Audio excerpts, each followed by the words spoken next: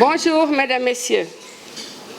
Communiqué numéro 67 sur la situation de la pandémie Covid-19 au Sénégal. Ce jeudi 7 mai 2020, le ministère de la Santé et de l'Action sociale a reçu les résultats des examens virologiques ci-après. Sur 1027 tests réalisés, 59 sont revenus positifs, soit un taux de positivité de 5,74%. Les tests positifs sont répartis comme suit.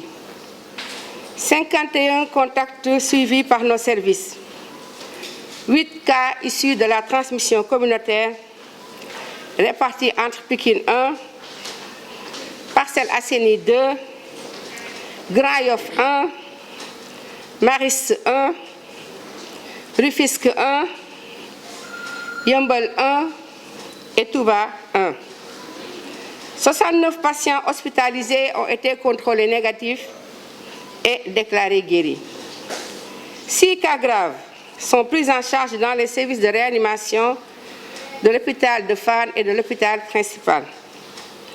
L'état de santé des autres patients hospitalisés est stable. Comme annoncé hier, le Sénégal a enregistré son 13e décès lié au Covid-19. Le mardi 5 mai 2020, il s'agit d'un homme âgé de 94 ans. Le ministère de la Santé et de l'Action sociale prie pour le repos de son âme et présente ses condoléances à la famille éplorée. À ce jour, 1492 cas ont été déclarés positifs, dont 562 guéris, 13 décédés, 1 évacué et donc 916 sous traitement.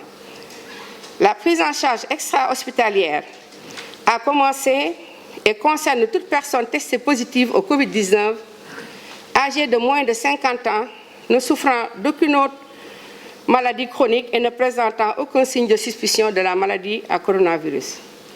Cette prise en charge extra-hospitalière est assurée par un personnel médical et se déroule dans une structure d'hébergement aménagée à cet effet. Toute personne ne répondant pas aux critères énoncés ci-dessus est prise en charge dans les structures de santé dédiées. Le ministère de la Santé et de l'Action sociale exhorte les populations au respect strict des mesures de prévention collective et individuelle.